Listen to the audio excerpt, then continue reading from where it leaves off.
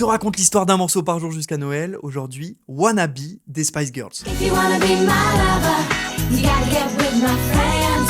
Make it last. Nous sommes toujours dans les années 90, en Angleterre plus précisément, et à l'époque c'est la Britpop qui domine le marché, avec des groupes comme Oasis ou Blur. Et une question qu'on a en droit de se poser légitimement, c'est où sont les femmes? Et ben justement, pendant qu'Oasis et Blur sont en train de tout rafler, il y a 5 femmes qui passent des auditions, qui se rencontrent, sympathisent et qui vont former un girls band. En 95, elles signent un deal avec Virgin, elles emménagent ensemble dans la même maison et elles commencent à bosser sur leur premier album. En décembre, elles vont se retrouver en studio comme elles ont l'habitude de le faire. Matro, le producteur qui est sur place, il lance une instru comme ça et là, c'est le chaos total. Ça rappe dans tous les sens, il y a des mélodies, des questions-réponses entre elles, il y a une énergie de malade. Et au niveau des paroles, elles vont tout axer sur le thème de l'amitié. Si tu veux être mon copain, il faut que tu t'entendes avec mes potes.